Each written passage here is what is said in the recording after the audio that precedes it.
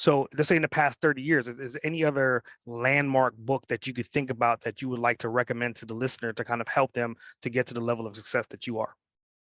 Well, there's so many books, right? I mean, it's all the motivational books and they get you going for a little bit. And that's why you got to continue to do, self-development and reading and listening to podcasts. I guess a lot of people don't really read books anymore. We listen to guys like you and get a lot of information in a lot less time, right? You just put in your topic and you got the audio books when you drive, Yep. so you try to do those things. But no, from a health point of view, what really changed my life was a book of the early 1900s written in Old English Mm. called Human Life and Its Laws by Herbert L. Shelton. It's a big, huge book, but all the truths about health were known in the early 1900s, but those truths don't make any money, right?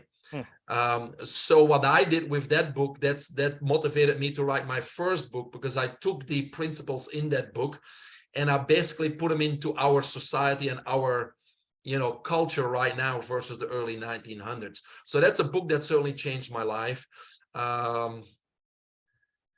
Yeah, Stephen Covey probably was my first one that really had me thinking about those types of things. But we can talk about, obviously, Think and Grow Rich, Poor Daddy, Yeah. all the classicals that everybody, especially our young people, should read. Yep. So I mean, obviously, you're well read. You read multiple different books, but you've also published a pretty significant handful of books as well, too, right? I mean, your latest one was it EMR, which is electromagnetic radiation, right? Which is Correct. like a whole nother topic that we haven't even spoke about yet. So I want you to kind of talk about that book and what's the effect of someone reading that book. What should they get if they would have that book in their hands? Yeah, I think what I'm writing now, I think is book number 8. So the EMR was published beginning of this year, actually was a bestseller on Amazon. Yeah, I knew it existed myself during COVID, and I said, well, I need to know more about it because I didn't. And once I got started reading more about it, I got really alarmed because it's a much bigger problem than we assume. And it's probably because that's why the subtitle is The Invisible Threat. We can't see it, we can hear it, we can smell it, we can't touch it. So most of us don't think it doesn't exist, right? But now there's plenty of research, over 30,000 peer-reviewed studies that show that the non-ionizing radiation, which we always assumed wasn't harmful, also indirectly causes free radical damage and DNA damage. And the non-ionizing radiation is what? It's our Wi-Fi, it's our cell phones, it's our smart appliances, our Bluetooth, all that kind of stuff. So yes, X-rays and gamma rays, we knew they cause damage, but we're not exposed to them often, maybe once a year for half a minute. But these non-ionizing radiation devices, 24/7, we've been bombarded with it.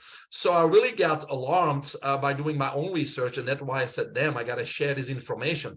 But all my books, the last chapter is always a to-do list, a check-off list. So my books are more like do-it-yourself type of books where people can get all the tips and strategies to implement, and in this case, to mitigate or try to reduce the exposure to this radiation. What do you do with your cell phone? What do you do inside your house? How can you protect yourself? So that's what this is about. And so there's hundreds of things in that specific book that you can do at no cost inside the house, outside the house, to really reduce the radiation coming from those devices. I think it's definitely interesting. I mean, like the dawn of the where technology is right now probably didn't really happen until like the last 10 to 15 years. So like the studies that you're talking about are like they're probably now starting to come to the 20-year mark to say that these are the causes and effects and the side effects of it. Yeah.